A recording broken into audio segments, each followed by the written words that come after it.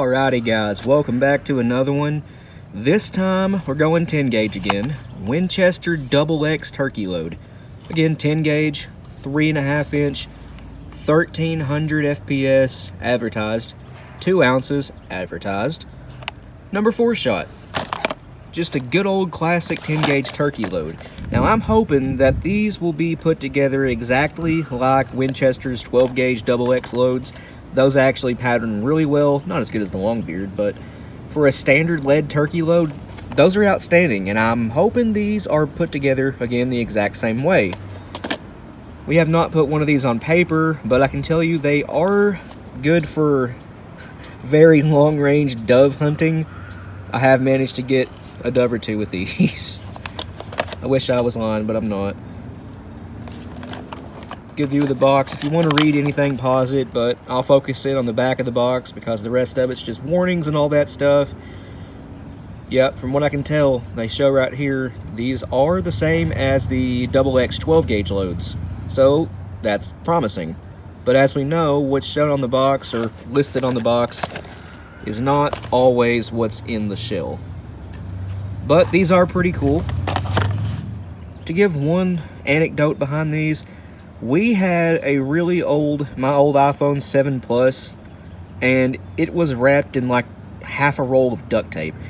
So we set it on the ground about 15 yards away. I had my big long 36-inch barrel 10 gauge H&R, and I shot it, and it flew about 10 foot up in the air. Josh had my 28 gauge Hatfield semi-auto, and he popped it out of the air with the 28 just a second or two after I hit it with the 10 gauge. So we managed to double tap that phone with one of these and a 28 gauge, and that was really fun. We always talk about that. It was pretty funny to see. We didn't get it on video. That was before the days of YouTube, but it was fun. And that was during dove season, whenever I managed to get, well, I shouldn't have done it, okay, but it works for long-range doves. This is what the shell looks like.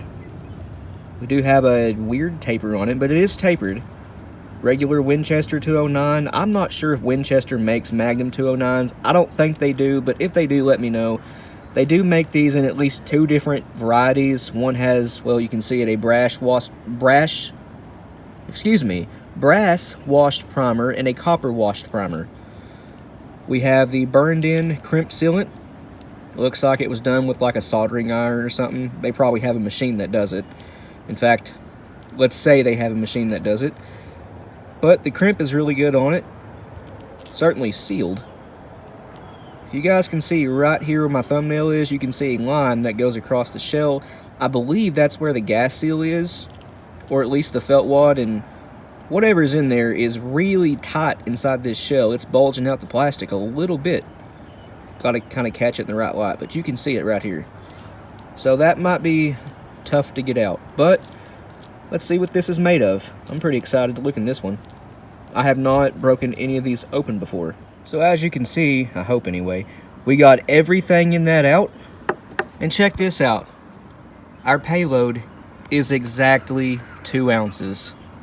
That is spot on. Nice job, Winchester. That is including the buffer though, so our lead payload weight is probably somewhere around 1.97, 1.98, and then the buffer makes up for the difference, and they do that on purpose. That's to not go over the payload weight for the given powder charge. But yeah, exactly 2 ounces. That is awesome. I love whenever I open up these shells and I get exactly what the box says. So for the wad, we absolutely do have a Longbeard style wad. That is what I was hoping to see. These things actually pattern really well. As you can see, there's no gas seal or gas cup on the bottom of this. I'll show you the rest of this in just a second, but it's actually kind of cool how these work. They have a separate gas seal and sometimes a fiber wad underneath these to act as a cushion. But the pedals on this are actually a little bit thicker than the 12 gauge Longbeard wads. I don't have any 20 gauges. Actually, yes, I do. I might break one of those down. But yeah, these are a little bit thicker than the 12 gauge ones. Not sure about 20. But really happy to see that. And it did have a 20 gauge waxed hard card. This is 3/8 of an inch. It was pressed down inside the shot cup to take up excess stack height. Now, The 12 gauges, they don't have these wads in the bottom of the shot cup for the 2-ounce loads because you need all the extra room in 12 gauge to get you to that payload. With the 10 gauge, well, you need this cushion wad in there, or filler wad, whatever you want to call it, to take up all the excess space. This is just a 2-ounce load and 2 ounces in 10 gauge. Yes, that's standard, but it's really nothing crazy in terms of payload. You can take it up to 3 ounces in 10 gauge if you want to, which we have done many, many times. But being a regular 2-ounce load, you will need filler. We have 42.2 of whatever that is. It says 42.4 now, but for a solid 15 seconds, there you go again. It was settled on 42.2, so that's what we'll call it. And this is what it looks like, whatever it may be. And here's our gas seal. That thing was in there so tight, I almost couldn't get it out. I had to pull it out with a screw. Yes, there is a hole in it, but it's not going to hurt anything. Plus, we have the wad that sits over top that. We still are sealed. No issue at all. And we do have a few little flakes of powder in there. It probably was 42.5.